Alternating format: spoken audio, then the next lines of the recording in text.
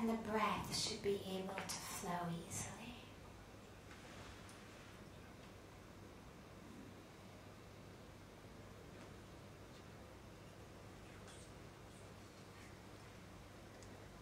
Allow the sensation, perception, to withdraw from the outer world and pull into the inner world.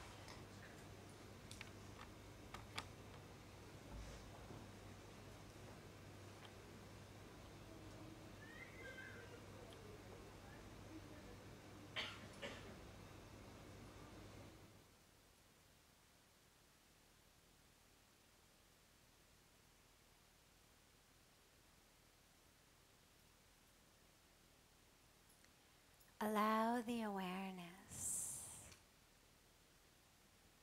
to merge with your breath.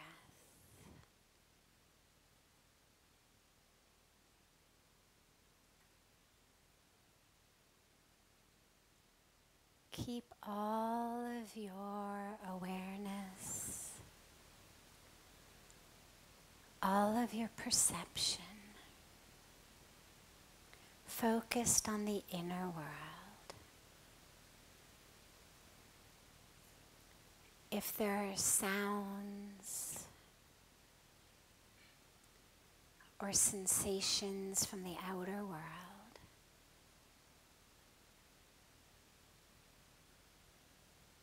don't allow your awareness to hook into them.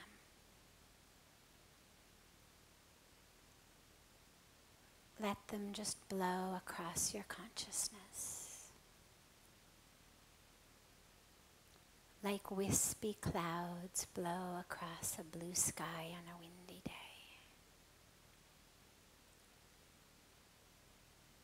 Keep the awareness focused inward, focused on the breath.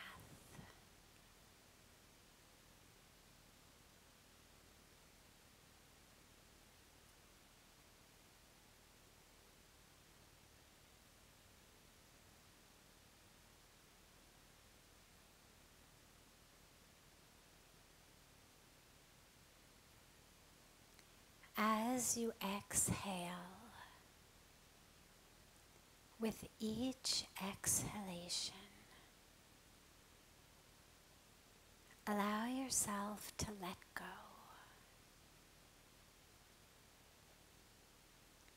Let go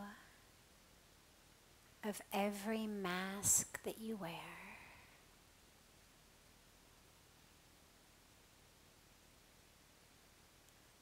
Let go of every role you play.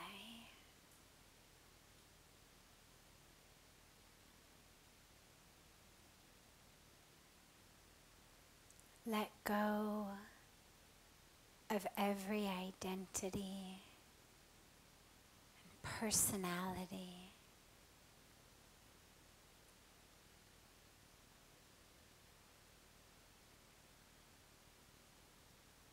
Just breathe them all out. As you exhale, just let go.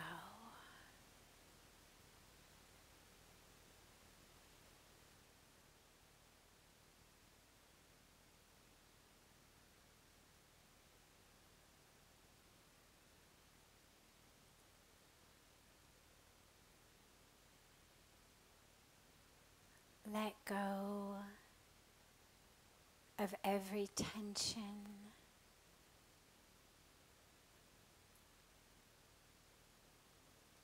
Let go of every responsibility.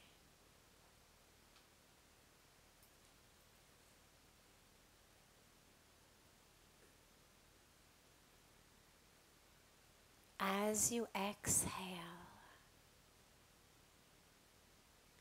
on each exhalation, just let go.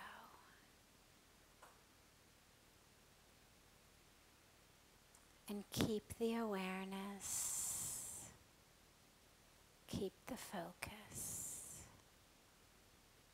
keep the perception on the breath.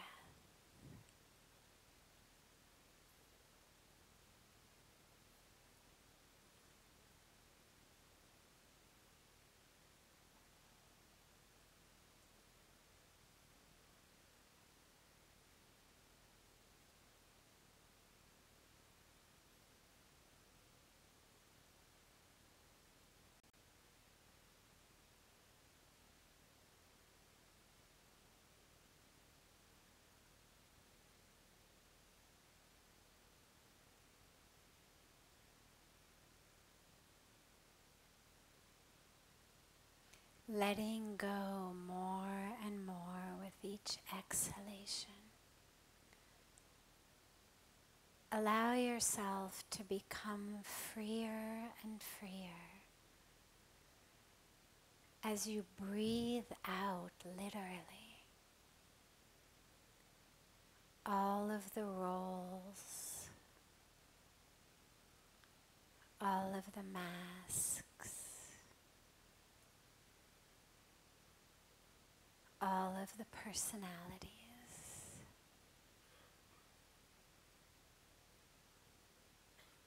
Just let them go. And at the end of each exhalation, allow yourself to sink deeper and deeper into the core of the self.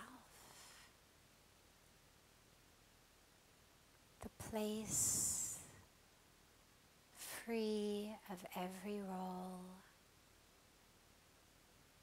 free of identity, free of personality, free of stress and responsibility. That place of light,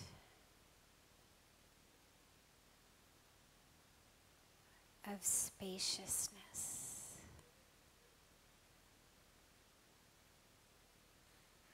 of expansive peace. Sink into that source as you exhale deeply and let the rest go.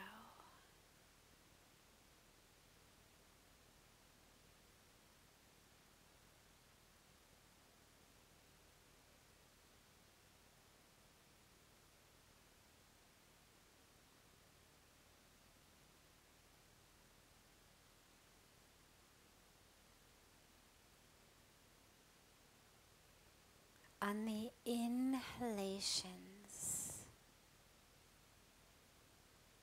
as you inhale, allow yourself to breathe in this sacred energy. This energy that has been breathed by the sages, the saints and the rishis.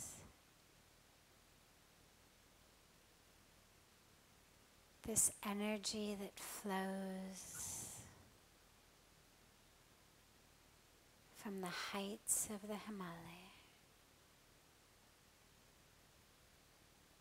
that flows from across the waters of Mother Ganga.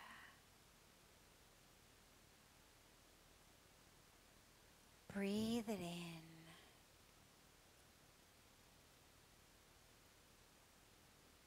And allow it to touch and fill and awaken every cell of your being. Breathe it in more deeply with each inhalation.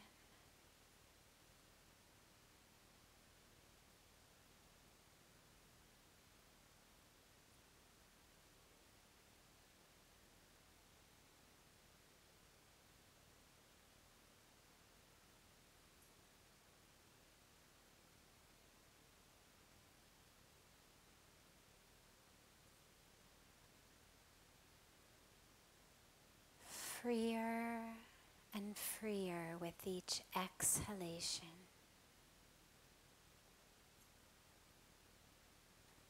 Sinking deeper and deeper into the true self, the core of the self with each exhalation. And more full of light, divinity, and truth with each inhalation.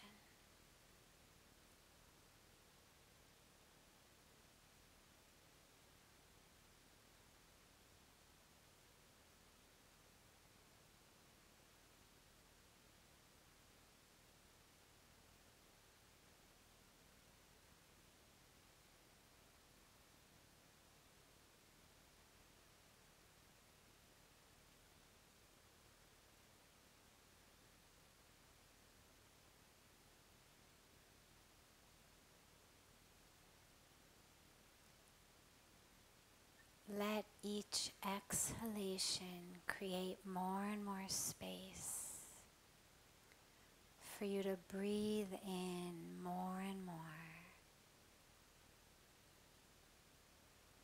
of that which is sacred and divine. Breathe it in. Let it touch and awaken you.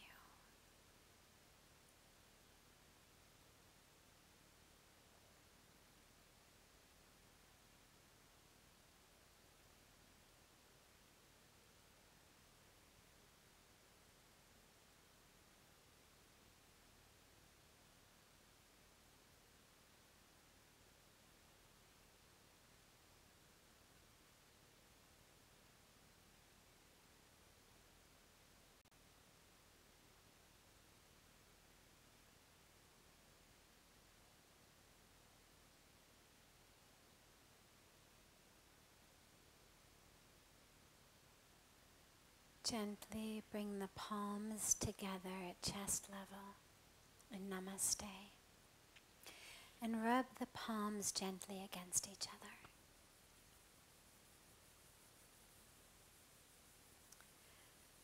Place your cupped palms over your eyes.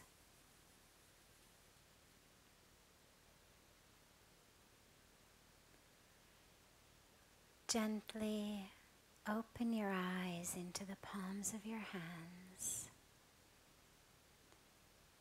and lower your hands.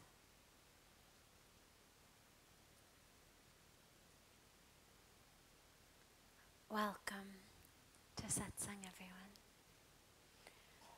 I will begin with a question that has come in advance, and then we'll open it up to any questions that anyone here may have. How can I be free from depression and anxiety?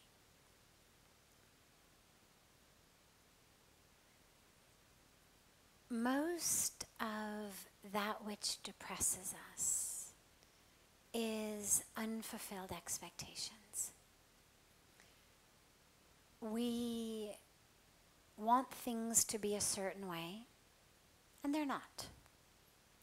Whether it's the people in the world around us, we want them to behave in a certain way, we want them to speak in a certain way, we want them to treat us in a certain way, or whether it's the weather, whether it's traffic on the freeway, whether it's our employers or our employees.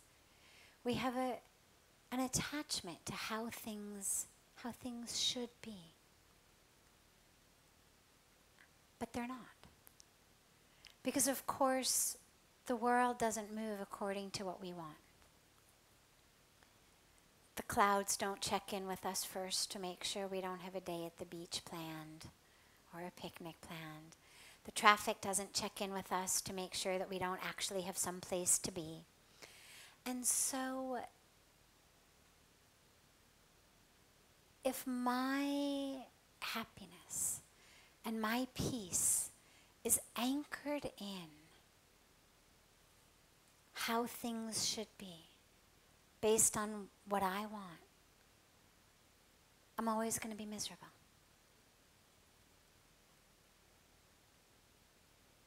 Well, there may be moments in between in which things are what I want, but they're very, very short-lived. Very short-lived. And the dilemma becomes when it's people around us doing what we want. If I could ask maybe those of you who are sitting right by the door, if you wouldn't mind to just come in a little bit and up a little bit, feel free to move up, and it'll just make more room and easier for people as they come in the door to easily find a place to sit. So it's very short-lived. The traffic for a moment does what I want, I'm happy. The weather for a moment does what I want, I'm happy. The stock market for a moment does what I want, I'm happy.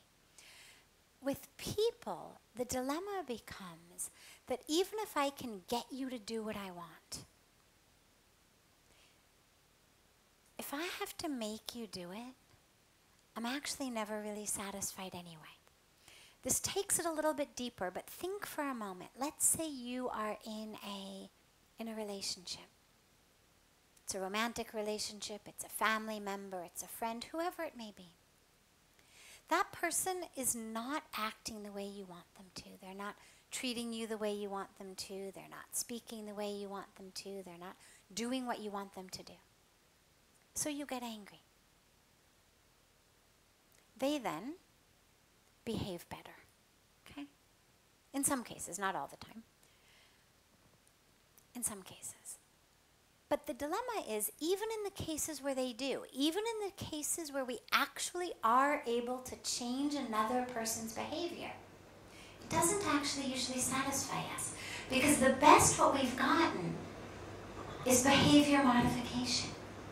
When really, if we're deeply thinking about it, the problem we had is not the behavior itself, but the motivation behind it.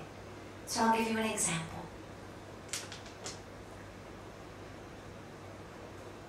You don't come home from work on time anymore. You're always late. You tell me you're going to be home at 7 o'clock and you're never home on time. You used to bring me flowers when you came home. You no longer bring me flowers. Nobody helps me do the dishes. Nobody cleans up their room. I have to do everything. I this, I that. Now, in a family situation, I can get behavior modification. Most people don't like fighting. And so most people, if we're in a family together, are going to adjust rather than come home and face fighting every night. The dilemma is, that's actually not what I want. It's actually not so much about the time you walk in. It's actually not so much about the flowers, because I can start bringing flowers. I just tell my secretary to put in an order for flowers every day and hand them to me when I walk out the door. But the truth is, if what I've been complaining about is you're not bringing me flowers, you're not coming home on time, you're not helping me with dishes, you're not cleaning your room, really what that means is you take me for granted. Really what that means is you're not loving me, you're not respecting me. And so if what we get from throwing a fit, every time they come home we're angry, every time they don't help with the dishes we're angry, so we get them to do it. But now they're doing it not because they love me anymore or respect me anymore, but simply so that I don't throw a fit. Simply because they know if I don't do it, Cello, she's gonna have a fit, the whole night will be ruined. But what I'm really yearning for on a deep level in that case is your love, your respect. It's not about the flowers you had your secretary buy and hand to you as you walk out the door. And so, when we push people to act a certain way, to be a certain way, for our happiness, in most cases, you can't make them do it anyway, so I'm miserable. In the cases you can make them do it, I'm still not happy because, well, you shouldn't do it just because I told you to do it. You should have thought about it yourself. Well, now it doesn't count because now I told you to do it. And then we're still stuck. And so the depression and the anxiety comes. Well, the depression comes because the world isn't doing what I want. The anxiety comes because I'm afraid that in the next moment the world isn't going to do what I want. The anxiety is if I let go of my death grip on this myth of control that I think I have on the world, it's going to all fall apart. It's not going to happen the way I want it to happen. Then I will be depressed. So they go together. I'm anxious in advance. I'm depressed during and after. And then, of course, I'm anxious about it for the next time. The only way out of that, both of them, is to realize I have no control over anything in this universe except myself. I am the only one who can make myself happy. I am the only one who can bring myself peace. It's going to rain if the pressure is right in the sky and the clouds are filled with a certain amount of water that they no longer can hold. It's going to rain. Regardless of whether it's my birthday, regardless of whether I have a picnic planned, regardless of whether I'm halfway walking home and I have another 2 miles to go, it's going to rain. It's a product of physics. There's an accident up ahead, road work up ahead, too many cars on the freeway, there's going to be traffic. Regardless of where I've got to be. My answer, as long as it's focused on changing the world to adapt to me, is going to be an exercise in futility and create depression and anxiety. But if what we're looking to do is to live free of depression and anxiety, the only way to do it is to stop trying to change and control the world outside and to start looking inward. How can I change my reaction? How can I change my response? How can I change how I take this? And of course, how can I change my goal? Is my goal really about the time you come home? Is my goal really about the flowers? Is my goal really about the dishes? Or is my goal to be happy and in peace? And if my goal is to be happy and in peace, but I've hooked it into what time you come home, or I've hooked it into the stock market, or I've hooked it into what you say or do, then I've taken a very long route to happiness and peace, and it's a route that sometimes may get me there, most of the time won't. When the truth is, I actually have a shortcut, which is, regardless of what time you come home, I'm going to be happy and peaceful. I'm going to be happy and peaceful doing the dishes, because I've decided in advance I'm going to use that time to thank the universe for the fact that I've got water that comes out of a tap, when the vast majority of the world doesn't. I'm going to use that time to marvel at the way that warm, sudsy water feels on my hands. I'm going to use that time to do my japa, my mantra. I'm going to use that time to think of as many things as I can think of in the 10 or 15 minutes it takes me to do dishes. As many things as I can think of to be grateful for. Right? Because maybe I don't have time for a gratitude practice the rest of the day. I'm too busy. Well, at least while I'm doing the dishes, I can have my gratitude practice.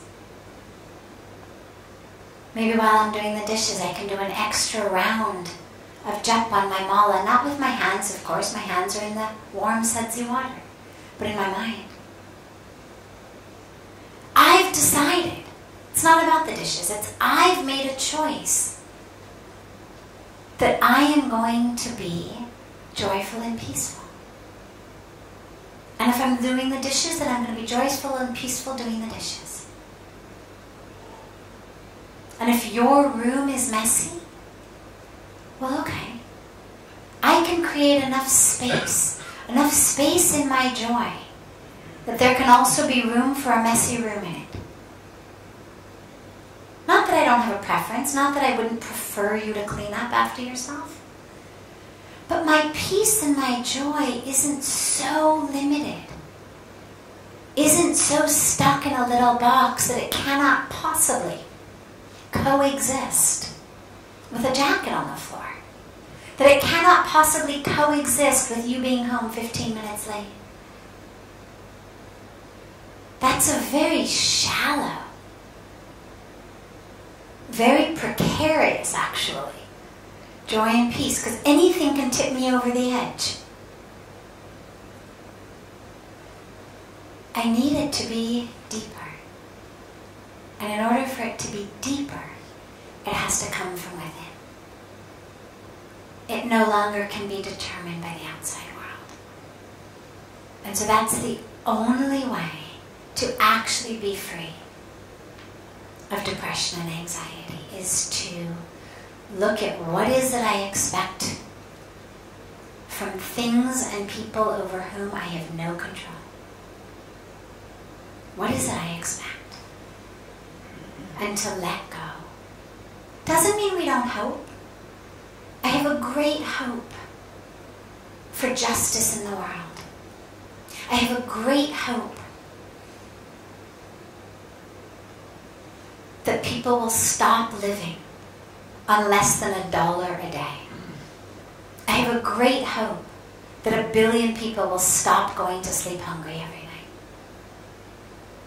I have a great hope that men will stop thinking of women as objects.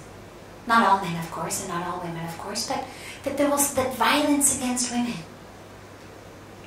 as though they were simply an object for power and pleasure, will end. I've got lots of hopes. And not just empty hopes, but rather hopes that I'm prepared to actually get up and work for, to try to make them happen. But every day when I wake up and find that 1 billion people went to sleep hungry last night,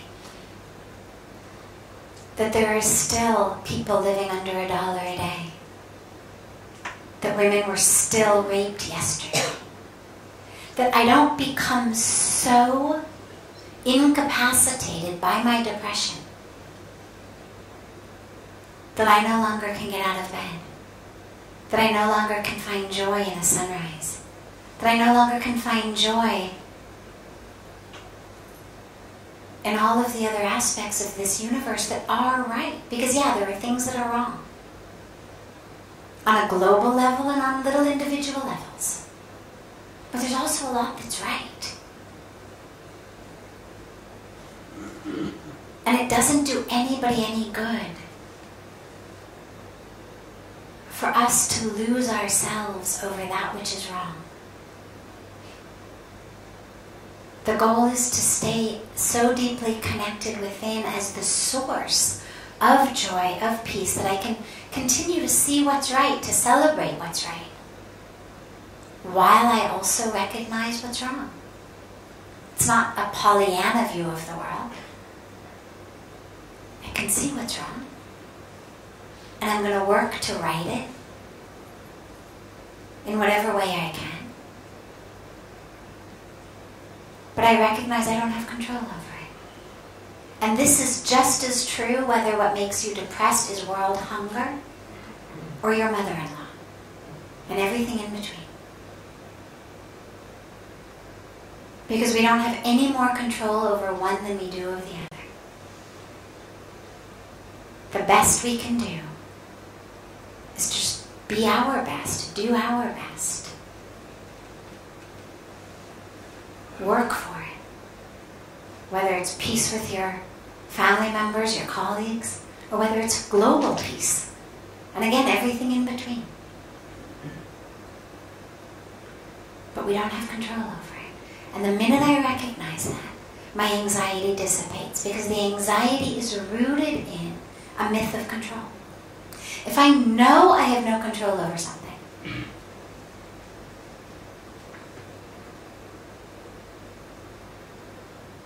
we tend not to get so nervous about it. The nervousness comes in this illusion of I should have control. But if we realize it's totally out of my hands. And of course, the last piece of this is we have faith. We realize that in whoever's hands it is whether we think of the divine as just an energy, a force, or a being, however we conceive of the divine, it's one that's benevolent. It's one that's good. It's one of light. And I rest in my faith that whatever is happening, whatever happens, it's for a reason. And how can I take whatever happens as a lesson, as an opportunity for me to open and unfold and awaken? Because ironically, we tend to awaken much more in times of difficulty than we do in times of happiness. Ironically, crisis tends to push most of us into the place in which we are open, much more so than when everything is going well. Crisis tends to push us into an awareness of the divine universe and of our lack of control over it. And so we use every moment, we use whatever happens as a way. How can I awaken here? How can I peel back another layer here? How can I get closer to the truth of who I am here? How can I find the joy here, the peace here, the truth here? How can I expand my sense of self enough to make room for whatever's happened and to still be here? And that's what the path is. Not to try to change the world. So, before I take another question that has come in advance, I'm happy to open it up to any questions that anyone here might have. So I'll be happy to take if anyone has any. Yes? What do you think is the difference between love and attachment? And do you think an attachment to a partner in a relationship could be good somehow? Okay. What's the difference between love and attachment? And can attachment to a partner in a relationship be good in some way? Love is expansive. Attachment makes us contract. In love, I expand. In attachment, I contract. Because when I'm attached to you, I'm attached also to what you do, how you do it, where you do it, who you do it with. All of those things I'm also attached to.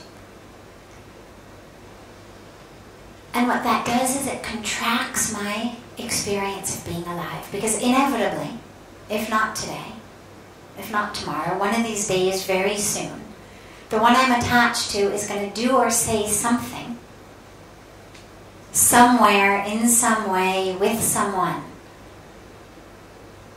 that isn't what I wanted. And I'm then miserable. I'm depressed, I'm anxious, I'm all of those things. I've lost myself.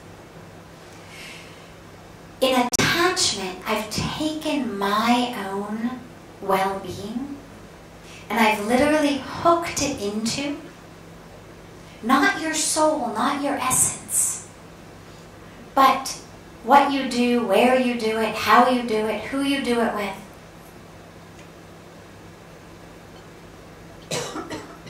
And so my own sense of self, my happiness, my peace goes up and down with whatever you're doing.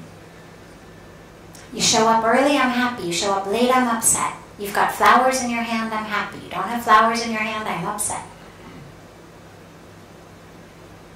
Because I'm attached in attachment. It's not a soul-to-soul connection. Attachment is an ego, which is afraid. I hold on to something because I'm afraid. That's what attachment is. If you were falling, you'd hold on to something. Right?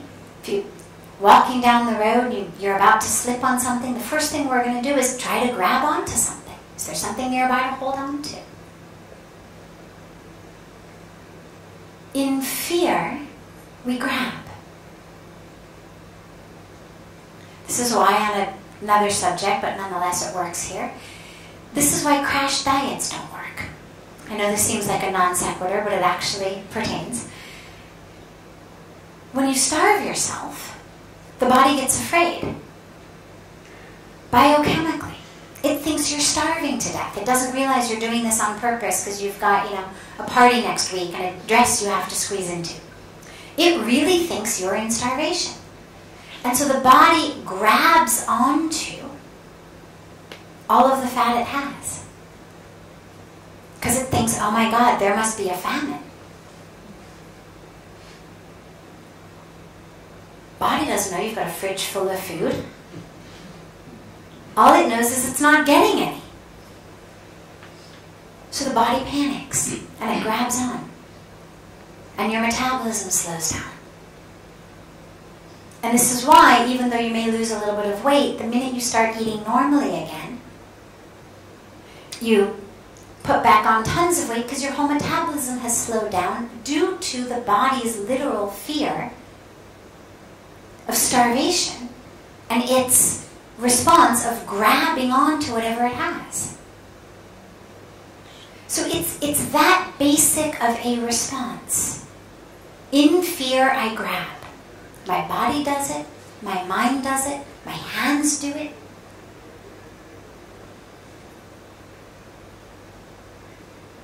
And so the grabbing of attachment is rooted in fear. Fear of losing you. But a lot of times my fear of losing you is not simply about losing you physically. It's not just I'm afraid you're going to die. But I'm afraid of losing this connection, this relationship. And so you used to bring me flowers. You don't bring me flowers. My mind says, oh my God, he no longer loves me. Fear. And so what do? I grab. And my grabbing looks like, you're late. How could you be late? How dare you be late? Why are you late? Don't you love me anymore? And then, of course, what ends up happening is I actually push you further and further away. Not intentionally, right? But we know how this works in relationships. And so love expands. Attachment contracts. I'm so attached to not losing exactly how I want this relationship to be that I'm going to grab on to the things that aren't the love itself, but are what I think are the love. what time you show up, whether you have flowers in your hand, whether you help me with the dishes, whether you say I love you, whether you look at other women when we go out to a restaurant. I grab on. And what that does is it actually suffocates the love. So it actually works in the exact opposite way. I literally suffocate that which I'm trying to protect in my own heart, because of course I'm so afraid of losing you that I can't actually even love you fully. Because inside I've become so contracted and so afraid. And so micromanaging and controlling. And so this is the distinction. The love is of your essence. Love is soul to soul. Love is expansion. Love is let's go from 2 to 1. Let's merge, let's melt. Not just into each other, but into love itself. Because when you're really in love, it's actually not just 2, it's 3. It's you, me, and love. Together, we merge into love. But there needs to be spaciousness for that. And attachment suffocates that spaciousness. And so, it's obviously difficult, but this is where it's so important to keep bringing our love back to the soul, to the essence. Look in each other's eyes as much as you can. Sometimes when we get too logistically focused, we sort of stop looking in each other's eyes. And it's all about who's going to do the dishes, who's going to put the groceries away, who's going to do that. And we lose that connection. And it's actually that connection where the love is. In the eyes is where we actually are able to expand.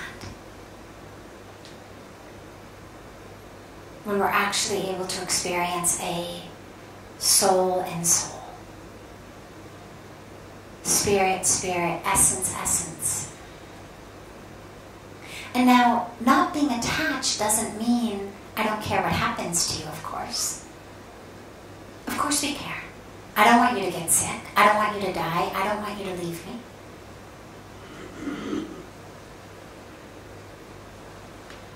But my fear of that, especially my fear of you leaving me, is actually the very thing that's going to make it happen.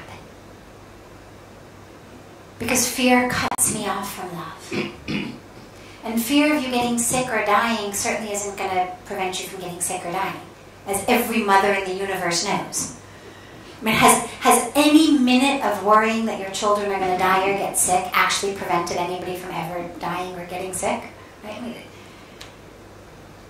of course it doesn't.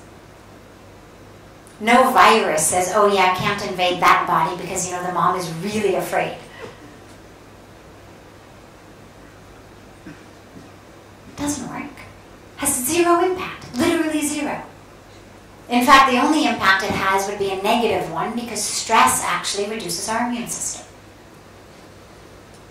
So the very fear of something happening actually increases the likelihood of it because stress is so harmful for us on every level. So we help each other take care of ourselves out of our love, but not out of the attachment.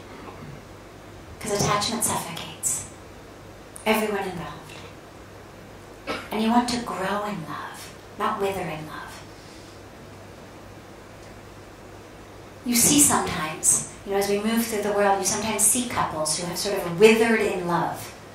Like, they're still together, but they've both just become sort of nothing. Because of what the relationship has done to each other. That's not what love should do. We should expand in love, blossom in love. That's real love. Love is the energy of expansion.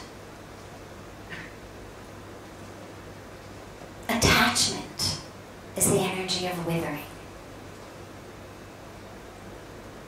So that's the difference.